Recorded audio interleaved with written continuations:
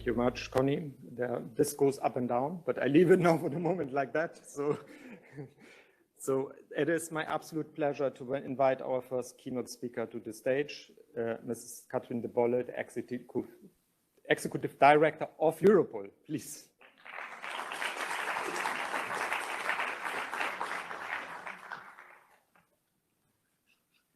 Okay. Yes. Your Excellency, Madam President, distinguished guests, dear colleagues and friends. It's a great pleasure to welcome you here at the Eden Conference in the headquarters of Europol in The Hague. This gathering stands at the forefront of discussions of data protection, cybersecurity, and the future of law enforcement. And I would like to extend a very warm welcome to the President of Slovenia. Madam President, we are really honored to have you here with us today. Your expertise in data protection, your extensive background as Information Commissioner of Slovenia and Chairperson of Europol's Joint Supervisory Board are really a testimony of your commitment to the values that you are promoting at Europol and that we as Europol are promoting. Fundamental rights, data protection, and democratic policing. It's also a great pleasure to have with us today Mr. Wojciech Wierowski, welcome, the European Data Protection Supervisor, and Mr. Olivier Onidi, representing the European Commission, and who will also be addressing crucial points of our collective efforts in security and in data protection. As you know, this year we celebrate our 25th anniversary. And over the past quarter century, Europol has evolved remarkably. Our history is one of constant adaptation and transformation to the changing landscape of organized crime and terrorism, to the evolving operational needs of the member states in the European Union, and to the development of the Security Union, and to the evolution of the EU as an internal security actor. In this complex environment, Europol has become a cornerstone of European internal security and international police cooperation. Today, we find ourselves at a pivotal moment. The digital age has transformed how we combat crime. Nowadays, our focus extends beyond physical threats, requiring us to tackle an array of emerging challenges in the cyberspace, ranging from identity and disinformation to sophisticated cyber attacks. And however, in this rapidly evolving environment, Europol's core principles remained the same, guiding Europol's mission and ensuring our effectiveness. Accountability, full compliance with fundamental rights and data protection are essential principles of Europol's action. They have been so since the beginning, 25 years ago. By contributing to an area of freedom, security and justice, we place the individual at the heart of our activities. Our role is to protect citizens against organized crime and terrorism.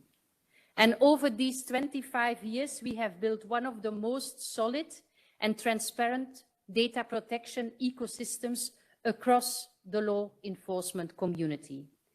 Europol's objective has always been to deliver operational efficiency, while at the same time adhering to the highest standards of data protection. Our role is to bring together the expertise, tools, and intelligence needed to stay ahead of those who seek to exploit vulnerabilities. As criminal tactics evolve, so must our methods. Over the last 25 years, Europol has consistently invested in staying at the forefront of technological advancements to enhance our investigative capabilities.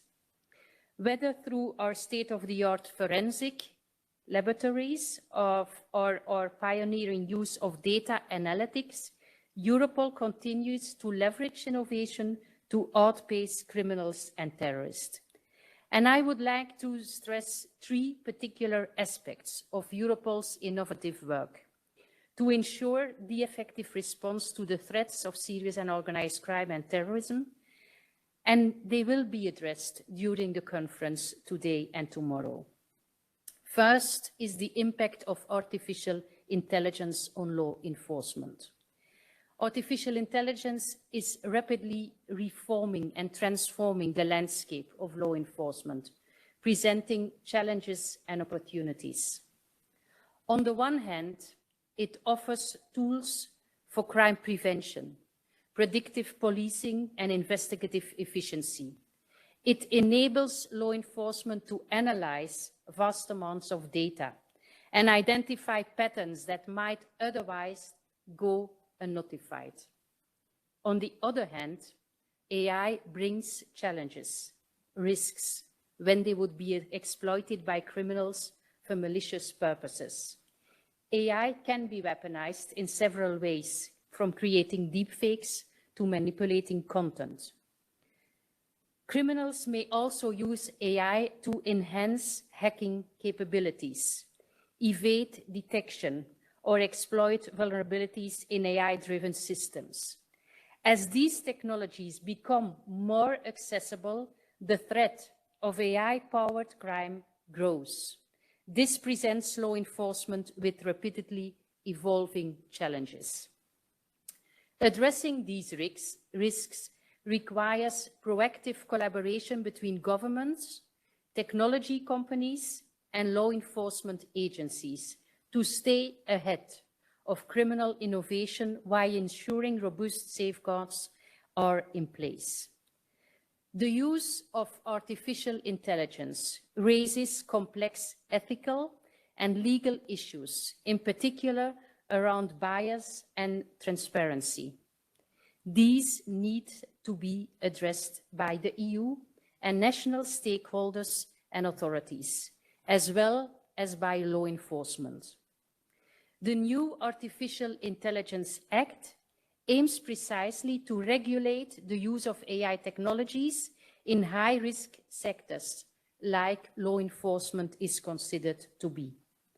It is a critical step to ensuring that these tools are used responsibly and in compliance with fundamental rights. But it should not render impossible the use of AI by law enforcement. Striking the right balance between innovation and accountability will be key to harnessing AI's full potential while safeguarding public trust. Second, lawful access to data and encryption. For law enforcement agencies, encryption has been a double-edged sword. On one hand, it protects personal data from unauthorized access, but on the other, it can hinder investigations when criminals use encryption to conceal their activities. Quantum computing, with its capacity to break existing encryption protocols, has the potential to further complicate the balance. It could render today's most secure communications vulnerable, creating new opportunities for malicious actors to exploit. At the same time, enhanced encryption methods developed in response to quantum computing could make access to vital data even more difficult for law enforcement agencies. At Europol, we advocate for technical solutions that entail both security and lawful access by design. Privacy-preserving technologies can allow for lawful access without compromising overall security. Cybersecurity aims to protect a system from unauthorized access, achieving confidentiality, authenticity, and integrity. And this is exactly what law enforcement is looking for with lawful access. To have an authorized access to data, maintaining the integrity, the confidentiality, and the authenticity of the information. And Europol is committed to ensuring that as technology evolves, in particular quantum computing, we continue to have the necessary tools and legal frameworks to access critical data when needed, while respecting privacy and data protection standards. Our collaboration with experts like those in the room today will be essential in navigating these complex waters, balancing the right to privacy with the imperative to secure vital information in the fight against serious and organized crime and terrorism. And third, a point on disinformation from a Europol perspective. The topic is in particular relevant when we look at the elections for the new European Parliament.